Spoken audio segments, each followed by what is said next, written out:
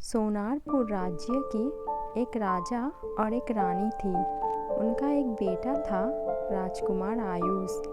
एक दिन अचानक राजा को कोई बीमारी हो जाता है और कोई भी दवा राजा को काम नहीं कर रहा। तभी राजवैद्य ने कहा, राजा को केवल मृत्यु से ही आराम मिलेगा। ये सब बातें सुन के रानी बहुत ही रोने लगती है और कहती है, कोई तो उपाय निकालो जिससे राजा ठीक हो जाए। तभी राजकुमार ने राज्य में ऐलान करने को कहा, अगर कोई इस राज्य के राजा को ठीक कर सकता है तो उसे मुँह मांगा इनाम दिया जाएगा और साथ ही में राज्य की आधी ज़मीन उसे दे दिया जाएगा। कि कुछ दिन बाद ही राज्य में एक सन्यासी वैद्य आते हैं। तभी वो वैद्य राजा को देख के कहता है, राजा एक ही चीज़ से ठीक हो सकते हैं। अगर कोई चंद्रमाणिक और कनकलता के फूल ले आ सकता है। तभी राजकुमार ने कहा, ये फूल कहाँ मिलेगा? तभी राजवैद्य ने कहा, दूर देश में एक चुड़ैलों का जंगल है, वहाँ ही मिलेगा ये फूल। लेकिन वहाँ से आना बहुत ही मुश्किल है। जो भी वहाँ जाता है कोई ज़िंदा वापस नहीं आता। तभी सब लोग सोचने लगा कि कौन वहाँ जाएगा, लेकिन वहाँ जाने के लिए कोई भी तैयार नहीं हुआ। तभी राजकुमार ने कहा, मैं वहाँ जाऊँगा। तभी रानी सुन के चौंक जाती है और बोलती है, तुम मत जाओ, तुम हमारा एक लौता बेटा हो, तुम वहाँ पे मत जाओ।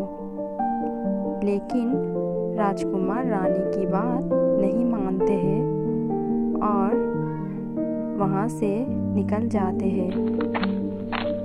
राजकुमार अपने दो साथियों के साथ एक घने जंगल से पहले जाने लगे।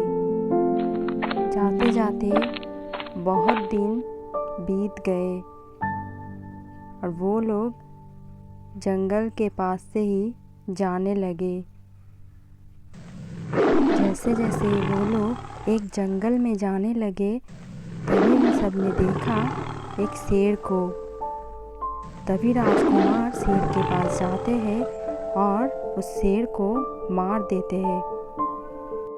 ऐसे ही और कुछ दिन बीत गए और तभी राजकुमार अपने साथियों के साथ एक नदी के किनारे जाते हैं। वहाँ जाते ही एक छोटा सा लड़का मिला उन लोगों को। तभी राजकुमार ने उस छोटे से लड़के से पूछा, क्या तुम्हें पता है यहाँ चुड़ैलों का जंगल कहाँ है? तभी उस लड़के ने कहा, हाँ पता है, लेकिन वहाँ पे जो भी जाएगा बहुत ही सावधानी से, जो भी वहाँ जाते हैं लौट के नहीं आता है। कुछ देर बाद ही राजकुमार चुड़ैलों के जंगल में पहुँचता है। वहाँ जाते ही उसने देखा एक चुड़ैल को। तब चुड़ैल राजकुमार को देख के कहने लगी, तुम कौन हो? इस जंगल में क्या कर रहे हो? तुम्हें तो देख के लग रहा है तुम इंसान हो। अभी राजकुमार उस चुड़ैल से कहता है कि मैं आप लोगों के बारे में बहुत कुछ सुना, आप लोग बहुत ही अच्छे हो, तभी मैं इस जंगल में आया हूँ आप लोगों से मिलने। ऐसे ही बात करते करते राजकुमार उस चुड़ैल को अपने बातों में बहला लेता है। उस चुड़ैल राजकुमार की बातें सुन के बहुत ही खुश हो जाती है। अपने साथ राजकुमार को अपने घर के अंदर ले जाते हैं। ऐसे ही बातें करते करते राजकुमार उस चुड़ैल से चंद्रमाणिक और कनकलता के बारे में जान जाता है। बातें करते करते रात हो जाती है और चुड़ैल और राजकुमार सो जाते हैं। तभी जब देखा राजकुमार चुड़ैल सो गई, तभी राजकुमार वहाँ से निकल के उस फूल को लेने के लिए जाते हैं।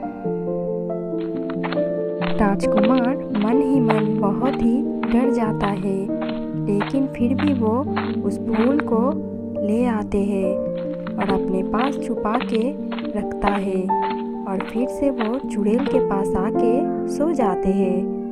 फिर दूसरे दिन सुबह राजकुमार चुड़ैल से कहता है, आप अपने जंगल मुझे पूरा नहीं दिखाओगे?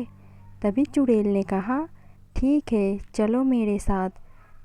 फिर चुड़ैल राजकुमार को पूरा जंगल घुमा के लाता है। इसके बाद जब रात को चुड़ैल सो जाती है, फिर राजकुमार वहाँ से उठ के और एक फूल लाने के लिए वहाँ से निकलते हैं।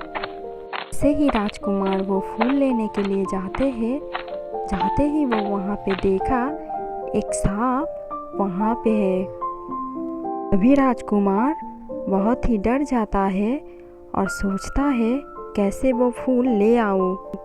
तभी राजकुमार अपना तलवार निकालते हैं और उस सांप के ऊपर वार करता है और वो सांप मर जाता है। उसके बाद राजकुमार फिर से उस चुड़ैल के पास आता है और चुड़ैल से बातें करते करते चुड़ैल को कहता है, आप थोड़ी देर रुकिए, मैं घूम के आता हूँ। और ये कह के राजकुमार अपने साथियों के पास उस फूल दो लेके चला जाता है और वहाँ जाके अपने साथियों को सब कुछ सुनाता है और वो अपने साथियों के साथ वापस से महल में जाते हैं। महल में जाते ही राजकुमार रानी से सब कुछ सुनाते हैं और वो दो फूल राजवैद्य को देता है और राजवैद्य वो फूलों का लेप बना के राजा के ऊपर लगाने लगे और धीरे धीरे राजा ठीक होने लगे। और एक दिन राजा बिल्कुल ठीक हो गए और फिर से उस राज्य में खुशी वापस आ गए और सब लोग बहुत ही खुश हो गए। पूरा वीडियो देखने के लिए धन्यवाद। अगर ये वीडियो आप लोगों को पसंद आया तो प्लीज़ सब्सक्राइब माय चैनल।